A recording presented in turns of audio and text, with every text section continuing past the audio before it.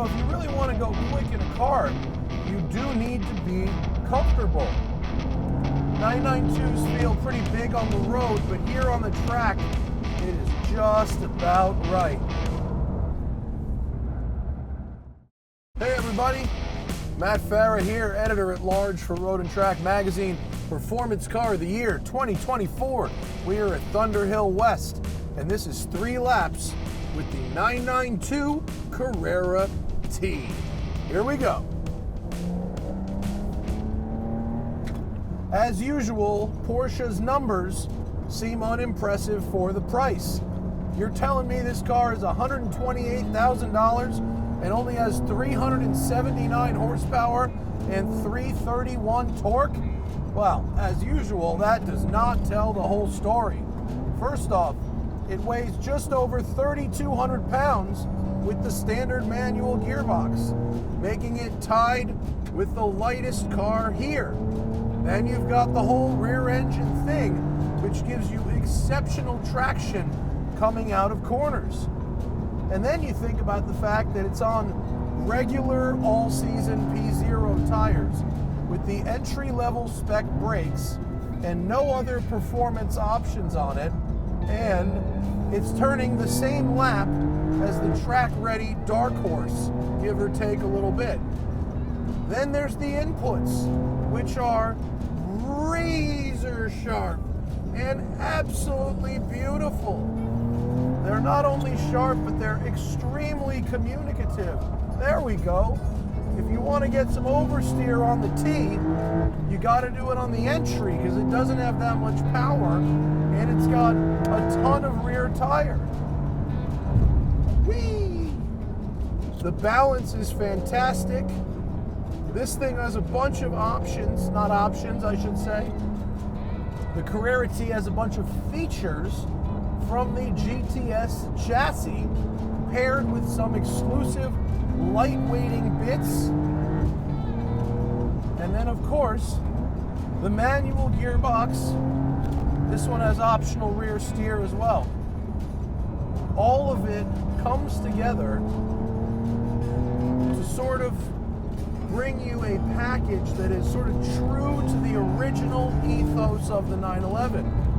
There's the GT3 and its motorsport connection, but then there's the idea of doing a little more with a little less, and that's what the T is about. So there's the, It's tough to slide this thing unless you enter a corner way too quick. But the inputs are so good. The seats are not sort of track buckets. They look pretty normal, and then they hold you in. There you go. Just a hint of oversteer on the exit, but sort of a balanced 4-wheel slide through the apex there. I'm not as quick as Jethro through that turn 1, but I am having a good time.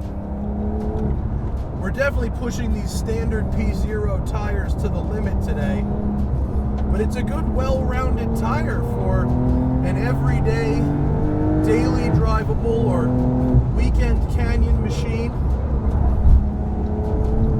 And even though the 992 is a pretty big car, it feels pretty light in your hands. And it has a great balance.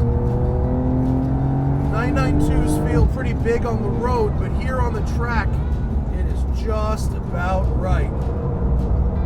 It's comfortable, it's spacious, it's got plenty of headroom. If you really want to go quick in a car, you do need to be comfortable. Yeah.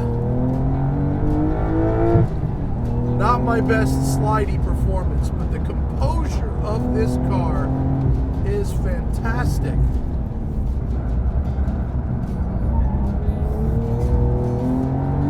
Especially when you consider that it is not go, go, go.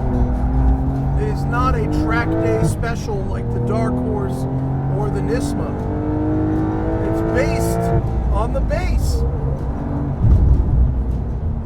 Right? It's the simple bits that Porsche does so well. Taking things out selectively until you have just a super engaging experience.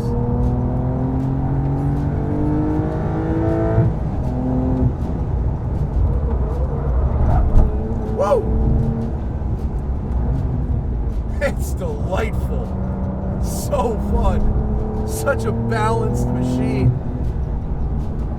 And it really, really makes use of the power it's got. 379 horsepower. Again, not much for this competition, but it's got 300 or 400 pounds less than those other cars with more power. Oh, yeah. Doesn't like sliding. Jethro said, it's going to feel like the traction control is still on, but then you realize it's not.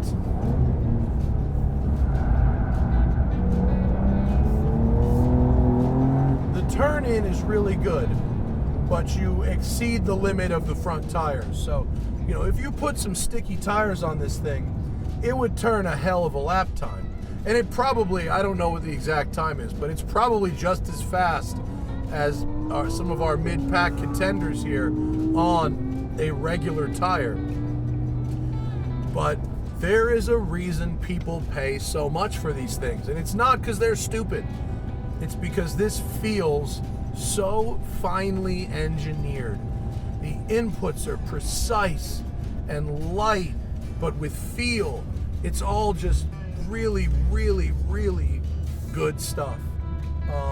The position that you're driving in, the size and shape of the steering wheel, the view of the tack, the front to rear balance of the car. It's all so nice. I just, you know, you drive one hard, whether on the road or on the track, and you just get it. So that's it. This is definitely a contender for Performance Car of the Year. It is nowhere near the fastest car that Porsche makes, but it does remind you that at every level of car they build, man, do they do a good job. And I love this thing. I can't wait to get it out on the road and drive it some out there too. What a phenomenal car.